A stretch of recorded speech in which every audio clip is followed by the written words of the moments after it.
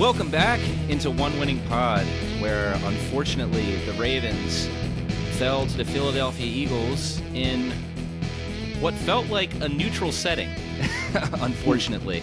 And we'll get into that, I'm sure. But tough-fought game here. Ravens came out to the early lead, led 9-0 at one point. Should have been 10-0. We'll also get to that. And unfortunately, after that, the Eagles found their footing and never got knocked from there. So Ravens fall. They're now 8-5, heading into the bye week. Giants after this, hopefully a game that should be a nice bounce-back victory. But let's not get ahead of ourselves because there's a lot to dissect in this game. There's some good things. There's a lot of bad things. And ultimately, got to remember there's still a lot of season to go. So, guys, what are your initial takeaways from this game? Just disappointed. I don't know. I'm like not sky is falling. I feel like I don't know. You go onto Reddit and Twitter and you just like look at everybody and everybody thinks like it's the worst game ever. Fire everybody and like there's problems everywhere. I don't think that's the case. Like I do think that they could have beaten the Eagles. I think there were a lot of plays probably left on the field that they would have made. I feel like this team is probably tired. Obviously the bye week coming up now, like, maybe a couple of people were looking ahead. But I don't blame them. It's been a long season so far. So, it just sucks. It was so close. And, I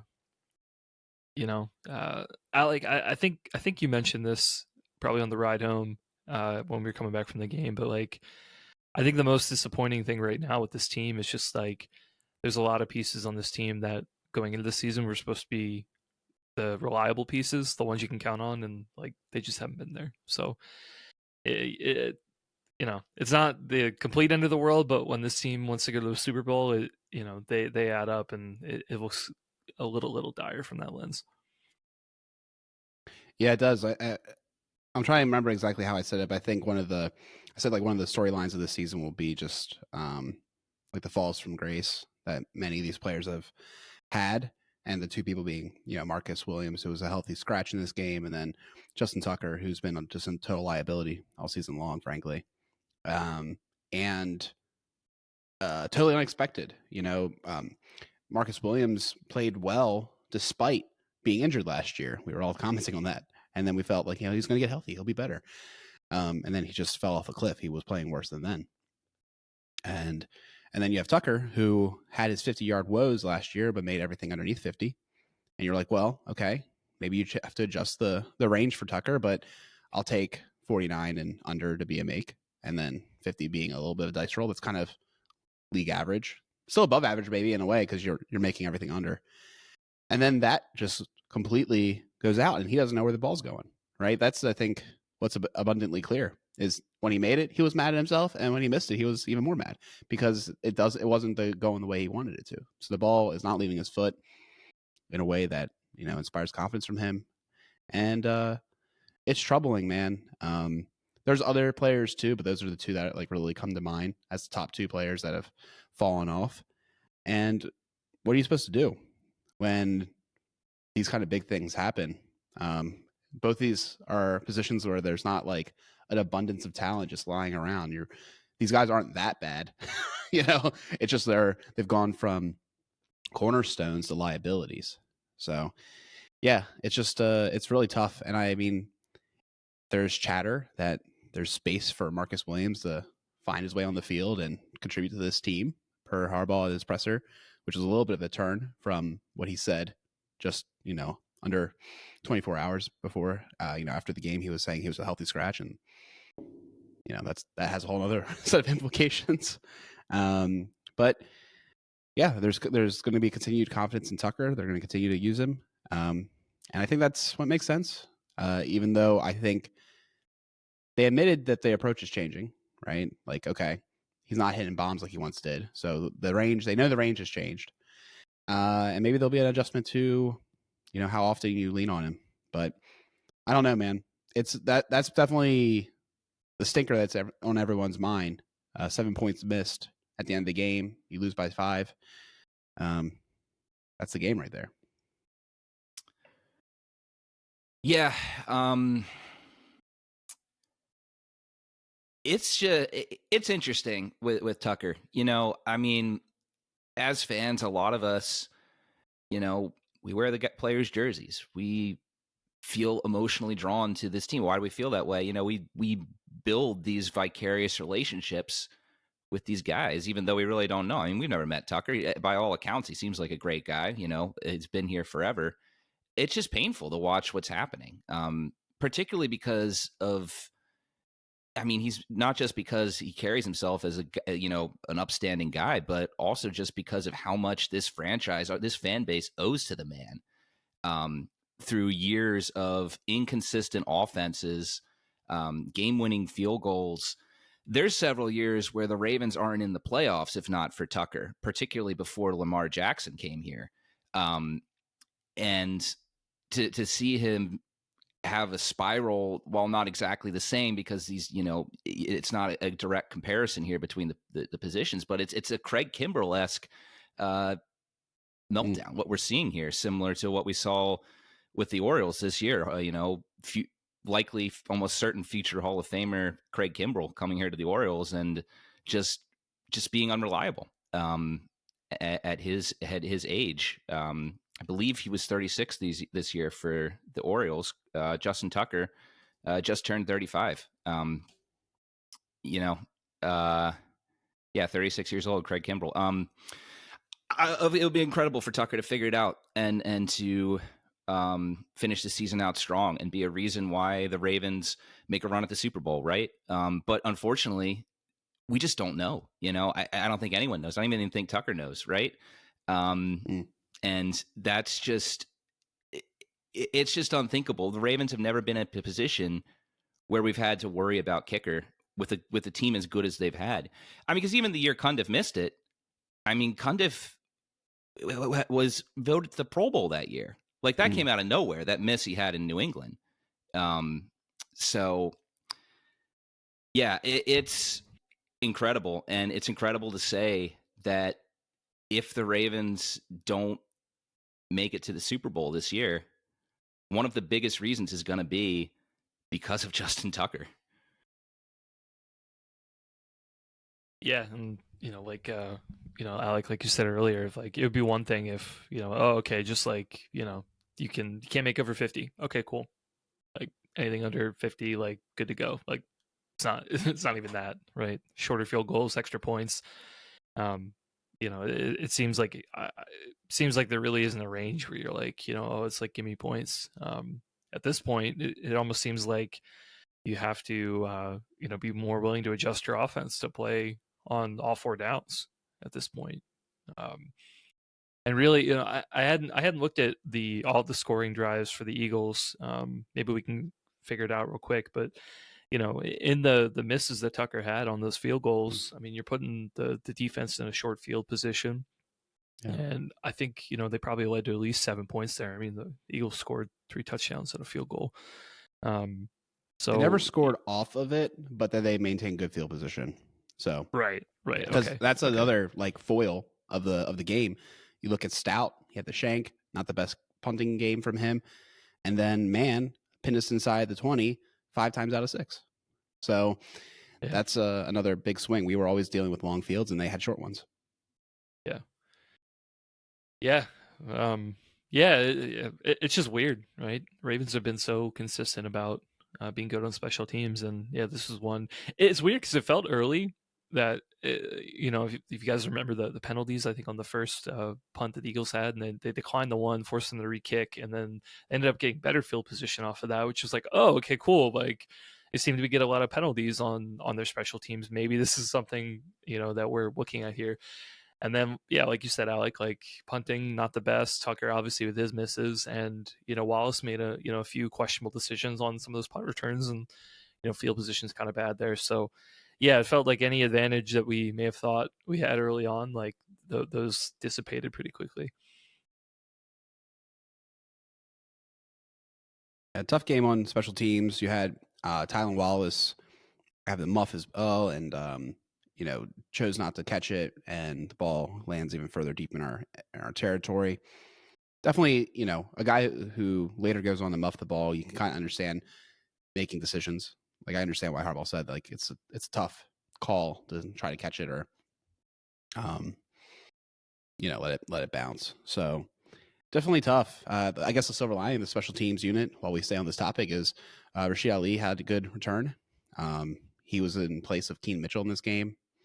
They said it wasn't really anything other than just wanting to give an opportunity. So we'll see how that develops. But special teams is a disaster this year. I mean, it's really a problematic. I don't even know Stout has a secure job at this point, which is sad to say because I think he has good potential, but it's just inconsistent, and that's like one thing I don't think you can tolerate with special teams.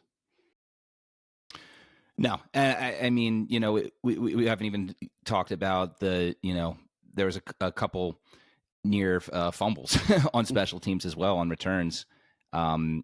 It in a game where you're going up against a team that you're as evenly matched with here. I mean, there was in no world was either of these teams, gonna blow out the other. I said there was a chance that the Eagles could do it, but seeing these two actually on the field, it was a reminder of how much the defense has really improved. They're still far from a shutdown unit, but the changes that they've done that has been done in the secondary have really solidified this to be a solid unit, I would say. And we'll get to more in depth with the defense, but yeah, I mean, in these matchups, and eventually, if the Ravens make the playoffs, they're going to find themselves in more matchups like this, where they're not going to be able to just blow out a team like the Chargers. You're not going to be able to just blow out the Broncos. You're going to have to go up against these upper echelon teams that have not just stacked defense, but solid to stacked offenses in the Chiefs and the Steelers, and a rematch with the Bills. Will that be as easy a second time around if it comes to that, as it was that first Sunday night game? And you can't make mistakes. Yeah, and it just feels like week in and week out, with the exception of Lamar Jackson, just too many guys making plays, be it, being too loose with the ball, missing tackles, or penalties. It's just not, it feels like it's not tight enough, for championship football at this point. Yeah, and that makes me feel like one of the overarching thoughts is like, this is okay. I mentioned to you guys, like, in 19 and 23, we're happy campers. We're proceeding to the playoffs with confidence and swagger, and that didn't get us anywhere. So now I'm like, hey, let's limp into the playoffs. I saw that work once, I saw it work once in 2012 with the little glimmers of continuity near the end. Like I think if nothing else, this is making the team be extra vigilant about trying new things, seeing what works best, and not accepting anything as good enough, which I think is a lot easier to do when you're having struggles than when you're succeeding. So there's just been a little extra motivation to change things, and hopefully that is a good formula going forward. So far, so good on the health front. Obviously, there's a lot of guys with little bangs ups here and there, but you can't be too upset about the state of the health of the team going into the bye week. And I think that's another silver lining. So I agree with Harbaugh where he says he likes the overall, trajectory of the team. I agree. I feel like the offensive things can be figured out and the defense is improving. And then special teams is the least important aspect. Like, as much as we just talked about it and how it is very important, it is the least important of the three phases. So we can, hopefully patch that up as best as we can. But if the offense and defense get corrected, I'll live with special teams. Say that until we get a missed field goal to lose the AFC Championship. I mean, don't kick field goals. But that's the thing, though. I mean, I hear what you're saying, but that's the thing. When you're going against these tough defenses like Philadelphia, like Pittsburgh, sometimes you're just not even. You have the best offense in the league. The best offense in the league. The Ravens are the number one offense in the league. I have to keep repeating that. Against Pittsburgh and Philadelphia, the best offense in the league. How many touchdowns when they mattered did they score? All of two. They Yeah. scored 4 in total, but I would argue those last 2 were garbage time touchdowns that didn't, didn't really play any, Yeah. any Not the matter in main the game final flow. outcome. Yeah. And that's the thing. I think, especially when it's cold weather, we know this as Ravens fans. You need stout defense and you need a kicking game because you're just not going to put up 40 points in, very many times against a defense that's as good as Philadelphia or Pittsburgh. You're just not. That formula it will be able to keep you in the game, having as good of offense as Ravens have. But kicking, special teams, like you're saying, field position, that least important phase starts looking pretty darn important in those games when you're just not going to be able to run over teams. So, I think all 3 phases are equally important when we're looking at, one game, and any one play in an evenly matched matchup could decide the entire fate of the season. So, but the as much as our fan base loves to rip the coaches, some of it's warranted. I think these guys have had a great plan all season. It hasn't been perfect, but we've seen a lot of improvement. I think that the bye week's coming too late, of course, but they're set up at a great spot to tweak the things that they're haven't been going so well the past 3-4 weeks and get retooled for this last run. Maybe that's a good transition over to the defense first, because we have seen a couple of good changes so far. Obviously we talked about it the last couple of weeks, but putting Ardarius back in at safety with Kyle, kind of play your 2 deep safety roles after releasing Eddie Jackson, it's been good. And quite honestly, even against the Eagles, like, look, man, like, I think you take away maybe a few plays here or there, like, I think they look pretty dang stout. It's not like the Eagles ran over us with Saquon. He really only had that one breakaway run near the end of the game. He was mostly held in check, I think, for most of the game. And even with Hurts, like, look, I mean, they had some nice long drives in there. They were able to move the ball and obviously score touchdowns when they needed them. Props to those guys. But, it wasn't, it wasn't like a shootout like some of the games we've had, like against the Bengals, for example. Like, their offense looked, I'd say, controllable. It was something that, like, it didn't really scare me much during the game. And hey, I think the safety play is a big part of it. I think there are a lot of other things too that we should talk about. For sure. I think the narratives are weird. You see these like memes of Saquon running all over the Ravens, and I'm like, I didn't really see that game. I think he had a one good drive. He had that 5-yard run, but even if you consider it, I mean, his yards per carry were not that interesting. It was right around 4. Actually, it was a little lower than 4, I think. And everyone was kept in check. They didn't have that many yards. It's crazy. Like, we completely gained them yardage wise in this game. Like I said, they had shorter fields and they were more efficient inside the areas that mattered. For a team that's been so efficient in the red zone, we didn't get there too often in this game, and we sputtered in between the 50 and the red zone. So definitely tough, but the defense is looking better. I think it was really curious when Marcus Williams was a healthy scratch in this game, and then you had the moment where Hamilton came off the field and spiked his helmet, and you're like, oh no, this is the end of the world. Like, our green dot, well, I guess Rowe was back, so at least the green dot wasn't there, but the key player's gone. Who the heck is stepping in? Like, it was a Sadducee Kane, and then he gets hurt.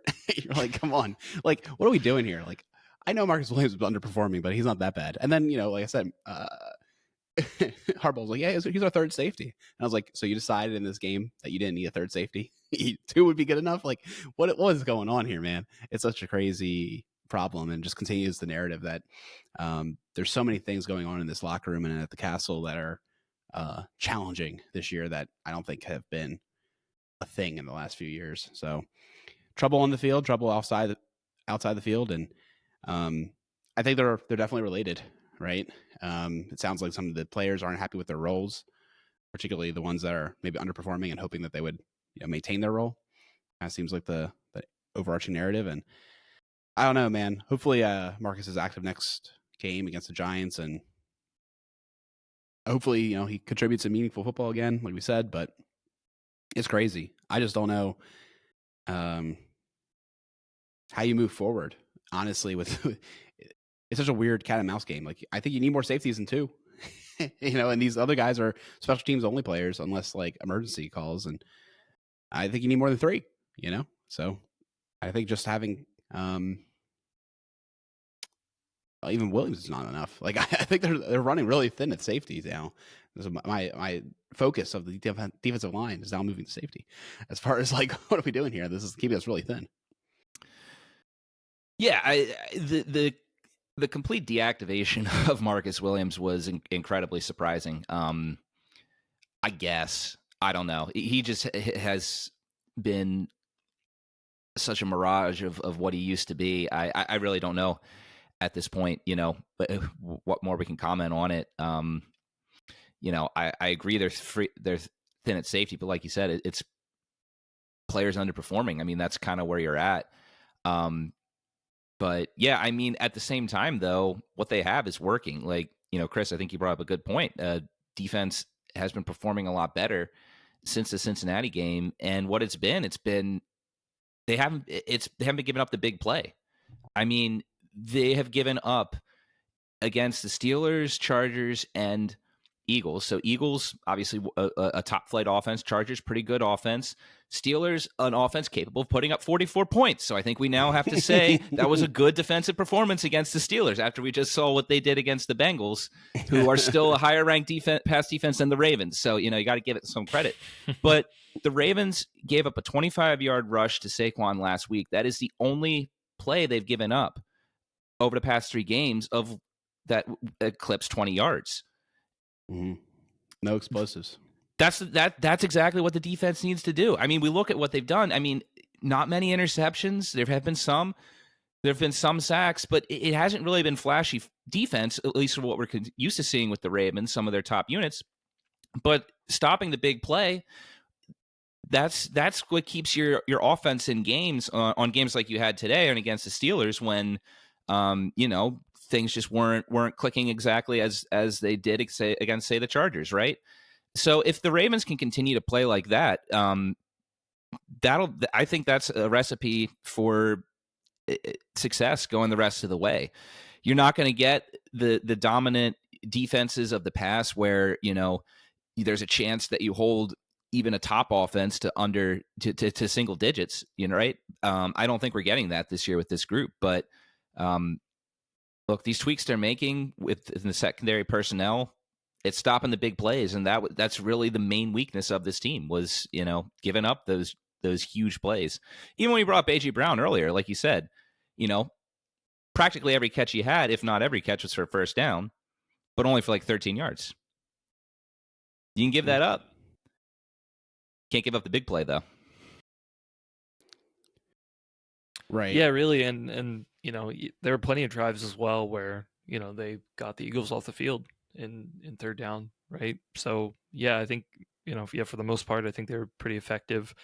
And for even though Devonta Smith was inactive for this game, like you guys are saying with AJ Brown, like you look at the passes that kind of came his way, and like you're looking at like some quick inside slants, and we have some weaknesses like at the linebacker and kind of like in between those routes and things like that. But like I'll take those every day of over the big play that we had, and you just love to see too. Like I think there's some good fundamentals from the guys who've been playing. Like I know it's crazy to say, and I don't want to harp on him too much, but like just seeing like Ardarius and how willing of a tackler he is, coming from the second level and like kind of flowing down and like making tackles near the line of scrimmage. Like I have not seen that from like Marcus aside from like that one play this year. That's just like was not something that he or like Eddie I felt like you really saw from those guys. And Ardarius is probably one of the smallest guys on the team too, right? I mean, and it's just like seeing that and seeing some of those plays that those guys make, like clearly like they're there to ball, right? They're there to just want to play good football, and like you said, it doesn't have to be flashy, don't have to make all the picks and things like that, but like doing those things, like it did help. I think for probably like 80% of the game until maybe the like last drive from the Eagles, where I think they were just gassed. And you saw those big plays kind of like stack up. And, when you needed to get off the field in fourth down, they struggled a little bit. But, after putting up, such a performance, I think early on, it is really an improvement, like we said, like over, the first half of the season. So, we're not going to be perfect. It has been a big improvement, and there's been other things that they're tweaking on. You have Ardarius, like you said, who is just such a ball player, very willing tackler, just a guy who plays the game the way you want to see it played. And then kind of stepping into the next guy, Tavius Robinson, got a full complement of snaps almost, 93%, unheard of for an outside linebacker. We prioritized stopping the run, and he's one of our best run stoppers. And there you go. He got all those snaps. I thought he played really well. Stopped Saquon a couple times in his tracks. And, a guy who's stepping up. It wasn't maybe on your bingo card as a guy who would be a huge contributor this year. And he's definitely stepping up in big moments. He helped Malik Harrison transition back to edge after playing middle linebacker last game. He played 68% of snaps. So he's very committed to stopping the run. And I think they were, like I said, I think they were effective at it. And you have A.J. Brown, who every time he caught the ball, like we said, gets like exactly 13 yards and almost a first down. One time it was short. One time it was 14 yards and it was 2nd and 1. But anyways, I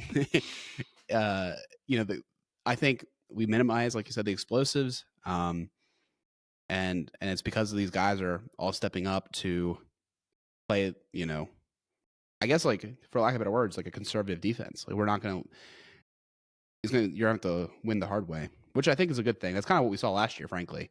Obviously, we're like leading the league in sacks, so there's a little bit more, juice, so to speak. But a lot of it was just like, okay, can you go down the field and actually score on a long drive? We don't think you can.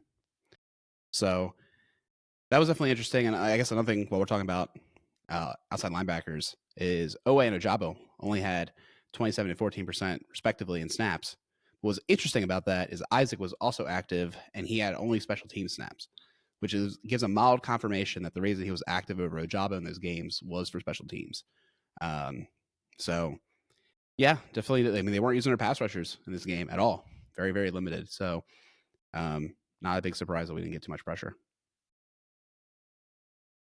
Not too much pressure, but I mean, Hurts still, he still got him for two sacks, which, given the fact that he only attempted 19 passes, still pretty decent. And there are also multiple times they had balls batted down at the line of scrimmage.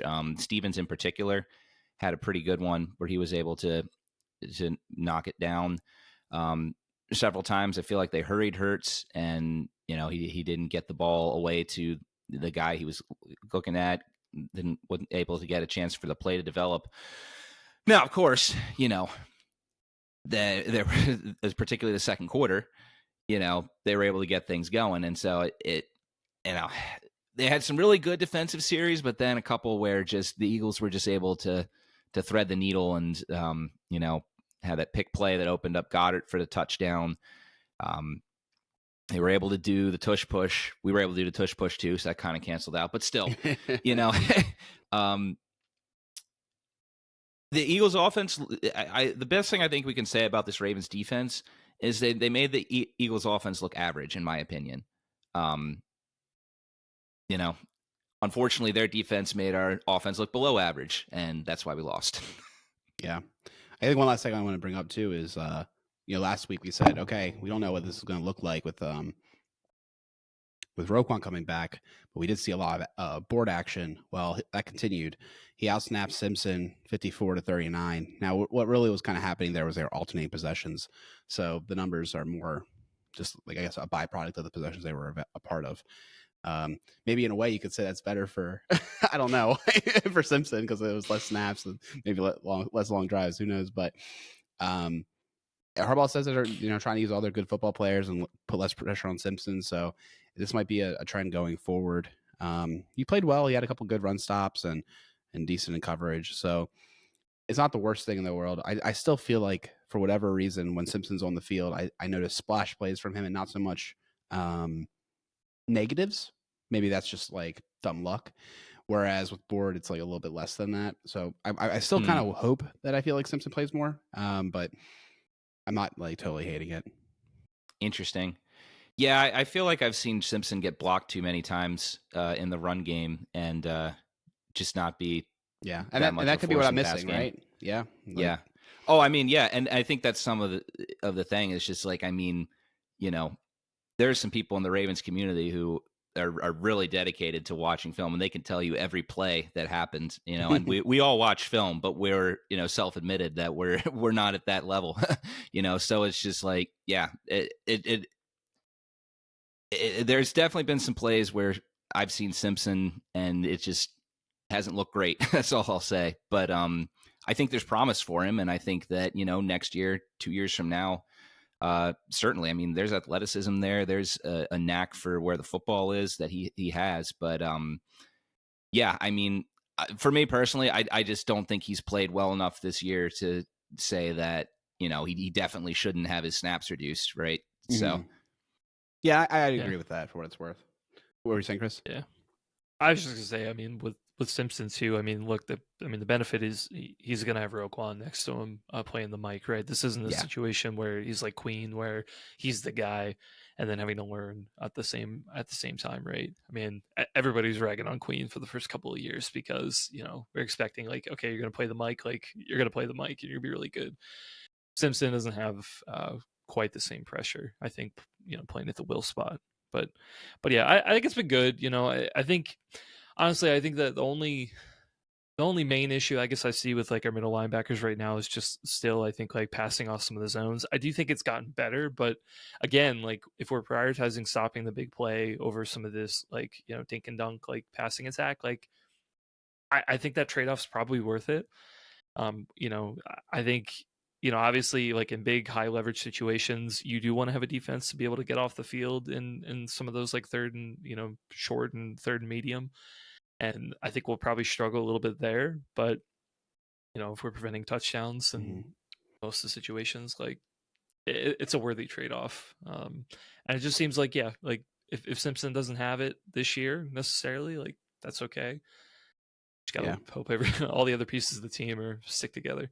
Yeah, I literally just saw 2 plays where he got completely blocked out in the wash on 2 big runs by Saquon and Hurts back to back. So it's like, yep, all right, yep, there you go, touchdown. So yeah, I definitely just in those 3 plays, those were bad 3 plays sequence for him. Seeing it, yeah. No, I mean, don't get me wrong. Yeah, I agree. He's had some plays where he's made some very athletic plays this year, and there's been some plays in the run game where he's been able to hit the hole. Now I look at it, I think it was like moment. 2 plays that he got 50 of, like half his yards in, Saquon. So like, I mean, no, yeah, no, it's like, come on, man. Like I said, it was that one drive, and sure enough, like, I haven't seen these memes you're talking about, but I mean, it's because it's stupid, man. The worst people on the planet exist on the internet, right? Like, I mean, they really do. You go, like I was telling Chris when we were driving home, and I was watching the conference, the post-game conference, and like this guy named Axel was like fire Harbaugh like every time he got like uncooled down, and it's just like these people are so committed to the bit, there's so much going on. You still see people complaining about fire Greg Roman after all these years. Yeah, the guy's not allowed to have a new job. He has wronged us so much that he must live in poverty now. Straight to Guantanamo. Oh dear. Yeah, I mean, Saquon, the Ravens held Saquon like to the lowest amount of rushing yards that he had, with the exception of the Dallas game, since October 13th. And I don't really want to include the Dallas game in there because he only carried the ball 14 times and he averaged 4.7 yards per attempt, same that the Ravens held him to. So it's like, Saquon, he still had a solid game. And it was certainly a big reason why they won. But like to say that he ran over the Ravens, so the Ravens held him to a below average 2024 Saquon game. So, but you're right. The internet's going to internet. There's people like to when they can just post something out there and hide their face. People love to do that. As we all know, this podcast is not on the internet. Anyway, well, we show our faces though. That's right. Halfway there. That's right. Offense. I guess. Sure. So here's a fun one. We were at 14-12 for the longest time. Unbelievable how long and how much activity occurred on offense for this team. Like, if you want to see what happened to this team and like why they were unable to win, but gain so many yards, look no further than the beginning of the second half, like almost 14, 15 minutes in, where it's still 14-12 somehow, even though they like kissed the goal line almost. Yeah, I mean they started off humming. They scored the first 2 drives, field goal, wow, and a touchdown, and then missed extra point. And then it all like kind of went downhill after that likely miss on the next possession. Likely was wide open. He thought he was going to keep running. He stopped, and then there was the fumble exchange, and then they punted, and then it was just a lot of sputtering offense from there on out. It was challenging. They just never quite got their footing after that until the very end of the game. They didn't, yeah. And you point out the likely play that could have changed the course of the game, that could have kept that drive going. The Ravens offense really had some real momentum at that point in the game. The Aguilar drop was huge. Lamar really fit that in there. That could have, if Aguilar holds on to that, they've got the ball at like the 7 or something. Maybe they don't get it in because the Eagles defense was really stiff inside the 30, but that sets you up really well. The first drive, Mark Andrews could have had another touchdown, before the one that he did get. Lamar just threw it just a tad too high for Andrews, went off his fingertips. If he catches that, he could have probably rolled into the end zone, and if not, set the ball up at the 2, right? It's just the offense was just so close on so many times. There's a couple times Derrick Henry had a couple almost big runs he busted, but the Eagles were able to trip him up.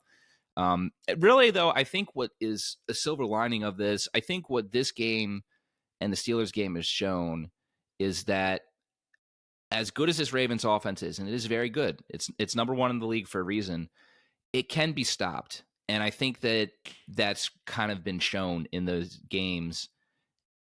Stop might not be the right word, but slowed down at least, absolutely. And I think that during the bye week, Monken is going to need to, if it's not too late in the season, come up with a few more wrinkles to this attack to keep defenses off balance, because the skilled defenses out there, they seem to know how to stop Lamar scrambling to his right and throwing that crossfield pass. They seem to know how to contain Henry so that if he gets past, the initial wave and gets into the second level, they can trip him up. They certainly know how to stop the Justice Hill screen. That's evidently clear. So I mean, could it also just be, that, poor execution on those days? I mean, it could be a coincidence, sure, but the offense has been slowed down by some pretty good defenses, and to me, that's showing that while this offense has a lot of good tools in the bag, it needs a little more, because the best defenses in the league are picking up on some of these things that the lesser defenses in the league just leaves them with their ankles broken, basically, when the Ravens try and do the same things. Yeah, I think, to your point, Peter, I'll call out, this is totally your take during the game, but I'll just reiterate it here of, I think what Monken really needs to do, I think, is kind of like have the plan B, have the plan C, for when, Henry's taken out of the game. I mean, even in this game, like, he wasn't taken out completely, but I think you're right. Like, the Eagles were doing a great job of flowing in between the tackles and just stopping Henry when, you felt that there was like a sliver of hope for him to break it. They would just like fill that hole immediately and just tackle him. And in this game, while, he still had over 4 yards to carry, like, that's, pretty low from his standards that we're used to. And, it felt like that they, had some success with using the tight ends, right? Andrews had a good game. Likely had a pretty good game, minus that one drop. The touchdown pass that he caught near the end of the game, high pointing that, like, they were beating Eagles defenders, like high pointing the ball with Likely and Andrews. So, but it just felt like those plays were more sporadic, and it felt like we wanted something else to open up, and nothing really opened up. I'm sure it also hurt with Bateman going out and then not having a second option in the passing attack. Even Zay, like he had one of those big plays near the middle of the game. Still, 3 receptions on 7 targets, like not the best. You want to have another option when Henry's not being super effective and Zay's not being super effective. And it felt like we kind of had it, but just not enough. It wasn't enough to really make this offense hum and open things up for Henry. It felt like we kept trying to get Henry going, and the Eagles just kept expecting it, and we just never had another option to really open that up. Yeah, I think another thing that Peter was saying throughout the game is, why aren't we throwing to the tight ends more? That's something that we know can beat this team. And frankly, if you look at our top receivers, Andrews and Likely accounted for over 100 yards. So it was working very effectively. It just didn't spam it. And the thing is crazy.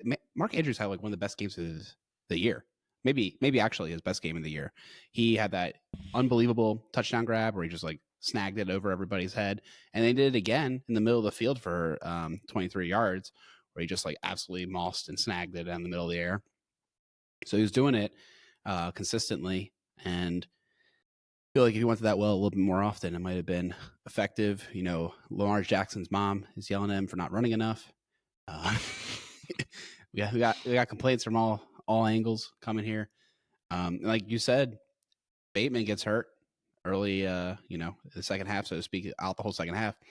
Colin Wallace takes over majority of the snaps. Him and Aguilar tied for 56% of the snaps. And you're wondering, like, where's that guy we traded for? So there's